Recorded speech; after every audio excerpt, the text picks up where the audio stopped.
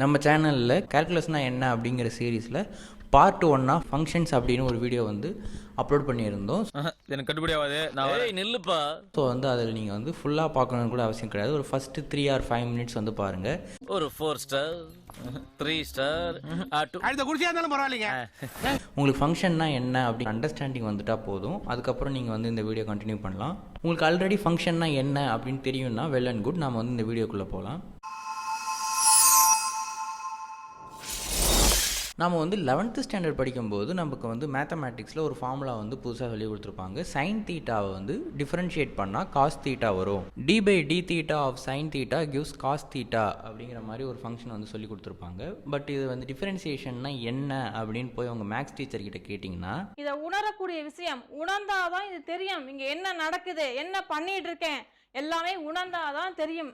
உணரலைனா உங்க அறிவாலைலாம் இதை புரிஞ்சுக்கவே முடியாது. ஸோ வந்து கேல்குலஸ்னால் என்ன, கேல்குலஸ் வந்து எதற்கு தேவைப்பட்டுச்சு அப்படிங்கிற மாதிரி ஒரு பேசிக் அண்டர்ஸ்டாண்டிங் வந்து நமக்கு யாருமே சொல்லலை.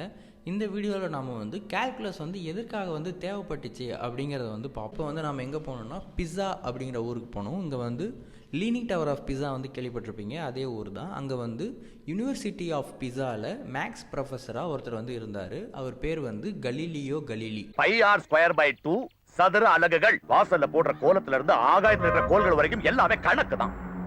கணக்கும் கடவுளும் ஒண்ணுதான். இவர் வந்து thermoscope, military compass, principle of relativity, projectile motion, inertia telescope, இப்படி பல விஷயங்களை வந்து இவர் கண்டுபிடிச்சாரு. இவர் வந்து ஒரு ரெவல்யூஷனரி எக்ஸ்பெரிமெண்ட்டை வந்து செய்கிறாரு.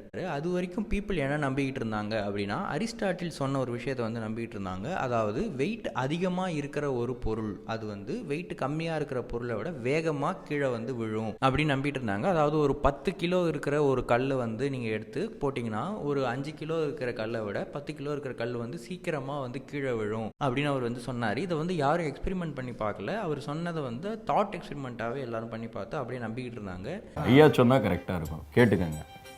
அரிஸ்டாட்டில் வாழ்ந்த காலம் எது அப்படின்னு பார்த்தீங்கன்னா 384 BC. ஜீசஸ் கிரைஸ்ட் பிறக்கிறதுக்கு 384 வருஷம் முன்னாடி வந்து அரிஸ்டாட்டில் வாழ்ந்தார். இப்போ வந்து அவர் சொன்ன அந்த தேரியை வந்து 1564 ADயில், அதாவது 1800 வருஷத்துக்கு அப்புறம் ஒருத்தர் வந்து அதை எக்ஸ்பெரிமெண்ட் பண்ணி பார்க்கலாம் அப்படின்னு நினைக்கிறாரு. அவர் தான் கலீலியோ கலீலி. பெரிய ஆளு எதிர்த்தாதாங்க நம்மளும் பெரிய ஆளு. ஸோ நான் வில்லன் தாங்க. அவர் என்ன பண்ணுறாருன்னா அந்த லீனிங் டவர் ஆஃப் பிஸா, நிறைய பேர் அது லீனிங் டவர் ஆஃப் பிஸா மேலே நடக்கலன்னு சொல்லுவாங்க. பட் ஏதோ ஒன்று அந்த ஏதோ ஒரு உயரமான இடத்துக்கு வந்து அவர் போயிட்டார். நம்ம பிஸா டவர்னே வச்சுக்கலாம். பிஸா டவர் மேலே போயிட்டு இவர் என்ன பண்ணாருன்னா ஒரு வெயிட்டான ஒரு ஸ்பியரு, ரொம்ப வெயிட் கம்மியான ஒரு ஸ்பியர், சின்ன ஸ்பியர், 2 மெட்டாலிக் ஸ்பியரை வந்து எடுத்துக்கிட்டாரு. இது ரெண்டுத்தையும் வந்து அந்த டவரோட டாப்லேருந்து வந்து ட்ராப் பண்ணார். எல்லோரும் என்ன எதிர்பார்த்தாங்கன்னா ரொம்ப வெயிட்டான ஸ்பியர் வந்து ரொம்ப ஃபஸ்ட்டு கீழே வரும், வெயிட் கம்மியான ஸ்பியர் வந்து கொஞ்சம் லேட்டாக வரும் அப்படின்னு நினச்சாங்க. பட் நடந்தது என்ன அப்படின்னு பார்த்தோம்னா ரெண்டு ஸ்பியருமே ஒரே நேரத்தில் வந்து கிரவுண்டை வந்து டச் பண்ணிச்சு. அப்போ வந்து எல்லா ஆப்ஜெக்ட்டும் ஒரே ஃபோர்ஸ்னால வந்து கீழே வந்து அட்ராக்ட் ஆகப்படுது அப்படிங்கிறத வந்து அவர் கன்க்ளூட் பண்ணார். இப்போ என்ன டவுட் வரும்னா, ஒரு இலை, ஒரு ஃபெதர், ஒரு பேப்பர், இந்த மாதிரி பொருட்கள்லாம் வந்து கீழே விழுறதுக்கு வந்து லேட் ஆகுது இல்லையா? ஒரு கல்லை விட இதெல்லாம் வந்து விழ லேட் ஆகுது. அப்போ அதுக்கெலாம் அந்த ஃபோர்ஸ் வந்து அட்ராக்ட் ஆகலையா அப்படின்னு பார்த்தோம்னா, இந்த பொருள்லாம் வந்து கீழே வந்து லேட்டாக விழுறதுக்கு காரணம் வந்து அதோட வெயிட் கம்மி அப்படிங்கிறது வந்து காரணம் கிடையாது. ஏர் ரெசிஸ்டன்ஸ் தான் காரணம். காற்று இல்லாத ஒரு இடத்துல ஒரு காயினையும் ஒரு ஃபெதரையும் வந்து நீங்கள் ட்ராப் பண்ணிங்கன்னா ரெண்டும் ஒரே சமயத்தில் ஒரே ஸ்பீடில் வந்து கீழே விழும் அப்படிங்கிற மாதிரி ஒரு தியரியை வந்து இவர் ப்ரப்போஸ் பண்ணுறாரு. பட் அது எவ்வளோ வேகத்தில் கீழே விழும்? நம்ம வந்து ஸ்பீடுனா என்ன, வெலாசிட்டினா என்ன அப்படிங்கிறது வந்து பார்ப்போம்.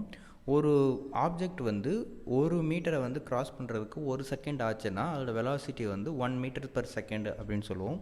அப்போது அதே ஆப்ஜெக்ட் வந்து 2 மீட்டரை கிராஸ் பண்ணுறதுக்கு 2 செகண்ட் ஆகும், 3 மீட்டரை கிராஸ் பண்ணுறதுக்கு வந்து 3 செகண்ட் ஆகும்.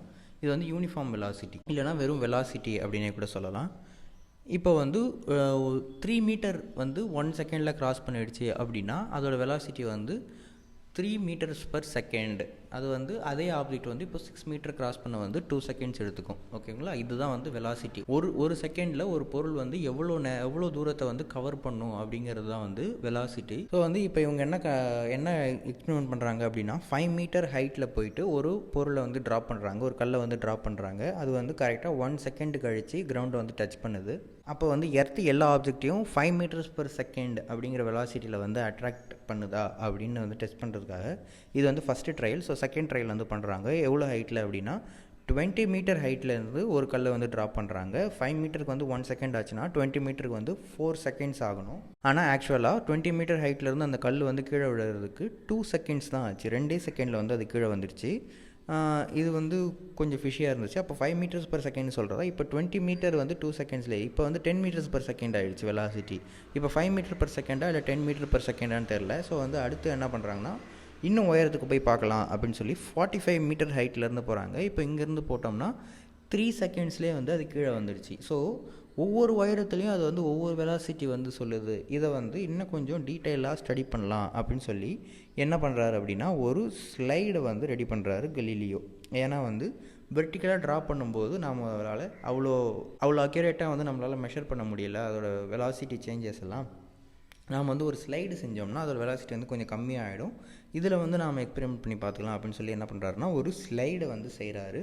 செஞ்சுட்டு அந்த ஸ்லைடோட டாப்பில் இருந்து ஒரு அதே ஸ்பியர் தான் ஒரு ரோலிங் ஸ்பியரை வந்து என்ன பண்ணுறாருன்னா அந்த ஸ்லைடோட டாப்லேருந்து ரோல் பண்ண வைக்கிறாரு. அது வந்து 1 செகண்டில் 1 மீட்டர் கிராஸ் பண்ணிச்சு. அப்புறம் 2வது செகண்டில் அது வந்து 3 மீட்டரை வந்து கிராஸ் பண்ணுது. மொதல் செகண்டில் 1 மீட்டர், 2வது செகண்டில் 3 மீட்டரை வந்து கிராஸ் பண்ணுது. 3வது செகண்டில் அது வந்து 5 மீட்டரை வந்து கிராஸ் பண்ணுது. ஸோ அப்போது மொதல் செகண்டில் அதோட வெலாசிட்டி 1 மீட்டர் பர் செகண்டாக இருக்குது. 2வது செகண்டில் அதோட வெலாசிட்டி வந்து 3 மீட்டர் பர் செகண்டாக இருக்குது. 3வது செகண்டில் 5 மீட்டர் பர் செகண்டாக இருக்குது. அது எப்படி ஒரு பொருளோட வெலாசிட்டி வந்து எங்கே வந்து அது மாறுதுன்னு கண்டுபிடிக்கணும் இல்லையா? ஸோ இப்போ வந்து ஒரு செகண்ட் முடிஞ்ச உடனே அதோட வெலாசிட்டி வந்து 3 மீட்டர் பர் செகண்டாக டக்குன்னு மாறிடுதா? ஒரு செகண்ட் முடியுதுன்னு அதுக்கு எப்படி தெரியும் அந்த ஸ்பியருக்கு? செட்டியார் மதர், நான் ஒரே குழப்பத்துல வாழ்ந்துட்டு இருக்கிற மதர். ஸோ இப்போ அந்த ஃபஸ்ட்டு 1 செகண்ட் ஃபுல்லாக அது 1 மீட்டர் பர் செகண்டில் போச்சா அப்படின்னு பார்த்தீங்கன்னா அதுவுமே கிடையாது. ஏன்னா அது வந்து அரை செகண்டில், அப்போது 1 மீட்டர் பர் செகண்டில் போச்சுன்னா அப்போ பாதி செகண்டில் 1/2 மீட்டர் வந்திருக்கணும். ஆனால் வரல. அது வந்து 1/2 செகண்டில் 25 சென்டிமீட்டர் தான் வந்துச்சு. அதாவது 1/4 பங்கு தான் வந்து ஃபஸ்ட்டு 1/2 செகண்டில் வந்துச்சு. செகண்ட் 1/2 செகண்டில் வந்து அது மீதி இருக்கிற 0.75 மீட்டர்ஸ், அதாவது 75 சென்டிமீட்டர் 2வது செகண்டில் வந்துச்சு. ஸோ வந்து இது ஒரு செகண்டுக்கு அப்புறம் அந்த வெலாசிட்டி வந்து சேஞ்ச் ஆகலை. கண்டினியூஸாக அதோட வெலாசிட்டி வந்து சேஞ்ச் ஆகிக்கிட்டே வந்துச்சு. ஒரு குறிப்பிட்ட பாயிண்ட் கொடுத்தா அந்த ரோலிங் ஸ்பியர் வந்து அங்கே என்ன வெலாசிட்டியில் ட்ராவல் ஆச்சு அப்படிங்கிறத கண்டுபிடிக்கணும் அப்படின்னு வந்து கலீலியோ வந்து நினச்சார். இதுக்காக அவர் வந்து ஒர்க் பண்ணலாம் அப்படின்னு நினைக்கும்போது அவருக்கு வந்து ஒரு நியூஸ் வந்துச்சு. என்னன்னா ஹான்ஸ் லெப்பர்ஷி அப்படிங்கிற ஒரு நெதர்லாண்டுக்கார லென்ஸ் மேக்கர் வந்து என்ன பண்ணுறாருன்னா தூரத்தில் இருக்கிற பொருளெல்லாம் பக்கத்தில் பார்க்குற மாதிரி ஒரு டிவைஸை வந்து கண்டுபிடிச்சிருக்காரு அப்படிங்கிறத வந்து இவர் கேள்விப்பட்டார். உடனே இவர் என்ன பண்ணுறாருன்னா போய் அந்த டிசைனை வந்து பார்த்துட்டு இவர் அதை கொஞ்சம் மாடிஃபிகேஷன்லாம் பண்ணி ரொம்ப தூரத்தில் இருக்கிற பொருளை கூட ரொம்ப பக்கத்தில் பார்க்குற மாதிரி ஒரு டிவைஸை வந்து டிசைன் பண்ணுறாரு. இதுதான் வந்து டெலஸ்கோப் ஆச்சு. இதை வச்சு அவர் என்ன பண்ணுறாருன்னா பிளானட்ஸ் எல்லாம் பார்க்க ஆரம்பித்தார். மூணு, மார்ஸு, இந்த மாதிரி தூரத்தில் இருக்கிற பிளானட்டெல்லாம் அப்சர்வ் பண்ணி அதோட பொசிஷனெல்லாம் இவர் வந்து பார்க்க ஆரம்பித்தார். இது வந்து அவருக்கு ரொம்ப ஃபேசினேட்டிங்காக இருந்துச்சு. ஸோ அதனால் இவர் வந்து இந்த ப்ராப்ளம் அப்படியே கிடப்பில் போட்டுட்டு அவர் வந்து பிளானட்ஸ் எல்லாம் பார்க்க ஆரம்பித்தார். இவர் ரொம்ப நேரம் சன்னை வந்து அப்சர்வ் பண்ணனாலே என்னவோ இவர் வந்து பிளைண்ட் ஆகிட்டார். கடைசி காலங்களில் வந்து இவருக்கு வந்து கண்ணு தெரியாமல் இருந்து இவர் வந்து இறந்துட்டார்.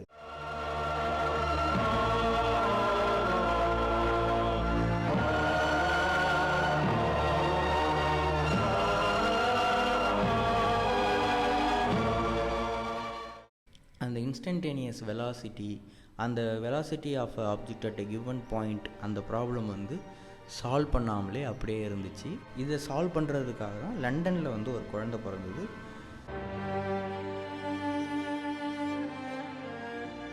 அவர் தான் ஐசக் நியூட்டன்.